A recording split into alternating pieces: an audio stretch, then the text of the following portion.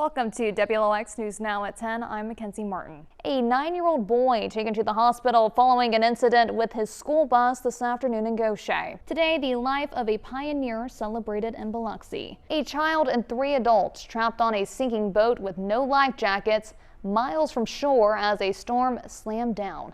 Tonight, the fight to survive and how they all made it out alive. Shrimping families along the Mississippi Gulf Coast have gathered in Biloxi for the special tradition. Today, the Blessing of the Fleet returned for its 97th year, bringing together faith, family, and a way of life that continues to define the coast. 1926, that's when the Martin Building originally opened. And now years later, the Martin Building is officially reopening for guests on Thursday. But ahead of its opening, let's check in with Gulfport Historical Society President Betty Shaw and look at some of the artifacts throughout the building's history. Jennifer, well, I've been waiting for y'all to join me. I have a whole plethora of food that I've gathered here at Taste of the Bay in D'Iberville. So this kind of gives the community the chance to come out, taste all the different restaurants around here. Maybe if you've seen a place, you're like, oh, I should try that. Well, now you can. Long Beach Mayor Tim Pierce called it a record-breaking year, noting expanding where Jeeps could go and huge crowds. Speaking of expanding, Mayor Pierce spoke with WLOX about further developments in the city, including the Gateway project. Pierce says things are finally moving forward on the harbor and other projects are on the pipeline to liven up areas in Long Beach. Makenzie, you don't need a coat out there, actually. No, Hugh, you don't. It's very warm, but that is not stopping the holiday spirit. As you can see, I am joined with some friends. I'd say this is a pretty good day at work to have a bunny, a bearded dragon on my shoulder, surrounded by goats and sheep. Well, as Memorial Day approaches, Carry the Load is here, which is a nationwide event where different communities come together to honor sacrifices made by our military, first responders, and their families. President Donald Trump seems to be backing down from his fight to revamp the Kennedy Center. The move comes just hours after a federal judge blocked the renaming and planned closure of the Arts Center. Mississippi's child welfare system is in year 22 of federal oversight, and Attorney General Lynn Fitch is asking the federal court to end that. You're going to be singing it in your head now, ready to go. I like the Grinch cameo in that. Yeah, that was cool. That's a fun Christmas. D'Iberville police are investigating reports of gunfire that came just after midnight today. For nearly 30 years, the city of Biloxi has gathered to honor the men and women who made the ultimate sacrifice in the line of duty. Welcome to the 4 o'clock show. I'm Makenzie Martin. We're here with the stingrays. We're going to go snorkel with some stingrays.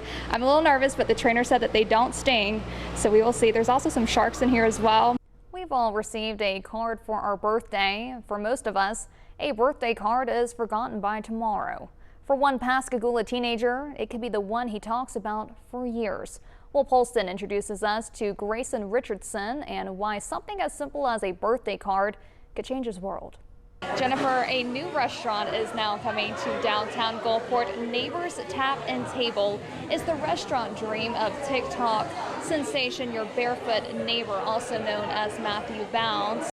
Unbelievable. They've done a fabulous job. The ribbon now cut on the newly renovated Markham Hotel in downtown Gulfport. This building originally opened in 1926 as a hotel, then closed in 1970. If you've driven past the property at the corner of 14th Street and 23rd Avenue, you know how it sat empty for years.